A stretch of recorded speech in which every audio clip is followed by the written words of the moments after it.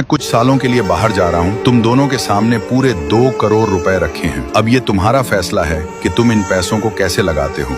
बस मैंने तो सोच लिया है, कल अपने हिस्से के पैसों से एक जबरदस्त गाड़ी खरीदूंगा और ट्रेडिंग करके करोड़पति बन जाऊंगा। जिंदगी सेट हो जाएगी।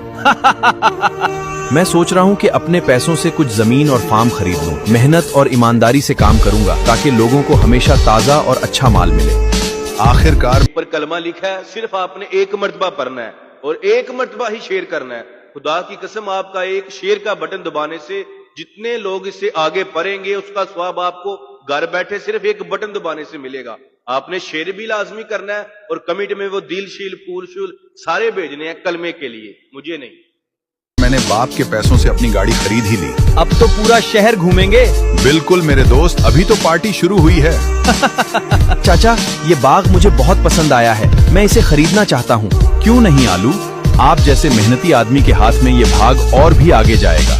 ये मेरा सारा पैसा रख लो और ट्रेडिंग में लगा दो।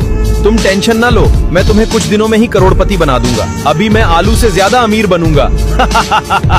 मुझे दुबई में पूरे 5 साल हो गए हैं। अब मैं देखना चाहता हूँ कि मेरे दोनों बेटों ने अपने पैसों का क्या किया। नेक्स्ट पार्ट में देखते हैं किसने क्या उखाड़ा है।